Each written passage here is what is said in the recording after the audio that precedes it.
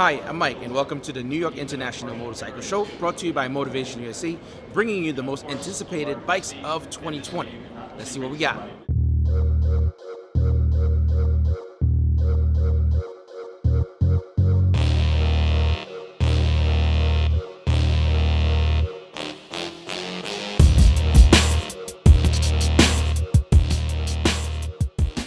Guys, I'm here with Colin. He's going to walk us through the new Honda Fireblade 1000RR and an added R, exactly, right? Yep, triple R, yeah. Explain everything to us and kind of give us a rundown. Everyone's very curious about the bike and the name and what was carried over. And the thing is, you can see my excitement about what Honda's doing because it's been a while since Honda made this major upgrade.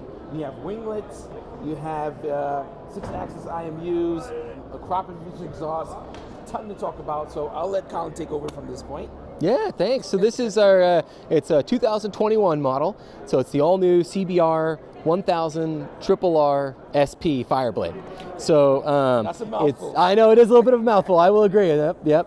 But we just kind of got to call it the triple R basically. Okay. And so it's all new platform. So nothing carries over from the previous CBR. Okay. So it's an all new ground up bike, and we kind of started with the engine because we knew that we had an awesome chassis design previously. The bike handled really well, but we really wanted to focus on like outright horsepower. Okay. So went all out on the engine. I mean, it's got the finger follower camshaft. Everything is DLC coded up there, all the cams. So that's like a first for a production bike, and really tried to focus on as much horsepower as we can. And we worked through redesigned the intake track so it now comes through the center.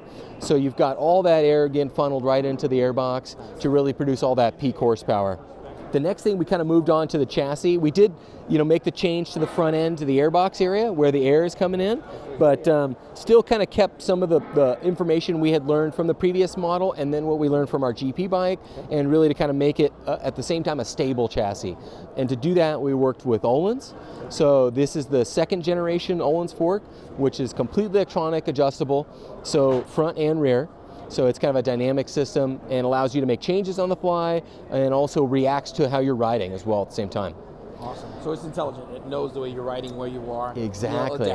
Yep, exactly. That seems to be the new wave of what motorcycle is going towards, where it's intelligent enough to know where we're going, how we're riding, and for it to adapt. It's something that we've seen what Rapid Bike has done in the past, where you can get an added Rapid Bike fuel management system, which will learn how you ride. Now, it seems like it's becoming a stock thing that comes on your bike. Also, I must say that the bike looks way better than what I expected out of the photos I've seen and videos. It's something that you guys have to see for yourself. Can you tell us a little bit more about the ergonomics and the livery, actually? It's really beautiful. Sure. As you could, so one of the biggest things when you get a chance to sit on one and everything like that is that you notice it's a really aggressive position. I mean, because this is a race bike. In the past, we've made bikes are a little more comfortable and stuff with our CBRs. This one, it's designed for a race bike. And so you sit on it, you'll notice that the bars are a little more downswept, so you're in a little bit tucked over position because it's really that high performance level.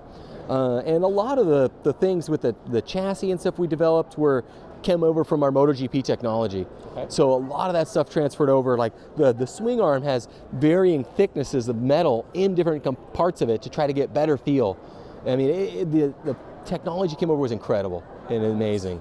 And obviously we got the latest Brembo brake setup too, and I think it's a first for us is actually we partnered it with the Brembo Master Cylinder to really provide the complete package, because we know that, I mean, they're the pinnacle. You look at the GP bike, that's what's on it. So the Brembo Master Cylinder, Brembo brakes, so we really want to kind of keep that partnership and kind of carried it over. And also it's quick shifter up and down from what I'm seeing, right? Mm-hmm. Yep, you see definitely. They're up and down. The other thing is that's very new for Honda. We're seeing a lot of the new wave of the new super bikes moving in that direction. TFT display, can you tell us about that? Yeah, so basically that display is there's several different formats of how you can look at the information. Okay. You can look at what information you're getting from the IMU in regards to angle, in regards to the balance of the bike, or you can just have it if you're really like, I just want to see tachometer and speed, you can just look at the basics. So it really lets you kind of customize it to the way you want to see that information. Awesome. So you'll notice that normally there would be an ignition key located in the front middle there. That was going to be my question. That's so funny. Oh, okay. So now it's actually a smart key. So you'll notice the little button right on the side there. That is basically how you would turn the bike on. So it's a key fob that's exactly. on you and you just push the button. That's Yep. great. Mm-hmm. That's And we noticed that once we started doing that, we noticed that freed up, like if you don't have an ignition right there, you free up all that space to run more air through the intake. So it almost had this like extra benefit that you're like, oh man, we can actually, you know, play more with the intake and how we get the air through the system. So it really provided kind of those unseen benefits too. I'm assuming it's right by wire, right? Oh yeah, definitely. Is it hydraulic clutch also? Nope, it's a manual, yes, traditional clutch, but slipper clutch as well. So. Okay, so slipper clutch. Okay, nice, awesome. It's a beautiful bike. And lastly, I have to ask you, a Krapovich exhaust. I'm assuming it comes with it. Yes, it does. Yep. So it was a partnership. We worked with Krapovich because they have really kind of been the pinnacle of, you know, titanium technology, optimum performance. And so with this bike, you'll notice, I mean, Öhlins, Brembo, we really wanted to kind of use our partnerships to the advantage of the bike and to the customer gets that down the road. So we worked with them to design that muffler to get the kind of most power while still, you know, maintaining, you know, the proper noise level and everything we need to. So it really turned out. Where's the cat? Because it's most from what I'm seeing from Euro 4, Euro 5 bikes that are coming out now, the exhaust is tremendous. This is a nice, very well streamlined exhaust, and I can say that. Yeah, it's actually, yeah, it's located a little bit down and under, so it's, you know, further down. So it kind of allows us to keep that streamlined muffler look.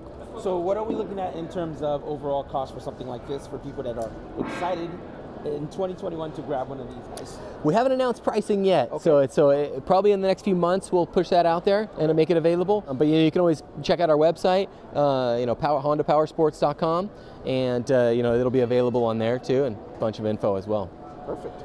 Guys, if you're excited about this bike in the next year or so for you to grab, the only place for you to grab premium accessories for this would be at motivationusa.com. Definitely check them out, and you must see this bike for yourself. Honda has knocked it out the park. It's amazing. Awesome. Thank you, Colin. Thank you. Appreciate it. Yeah, man. Yeah.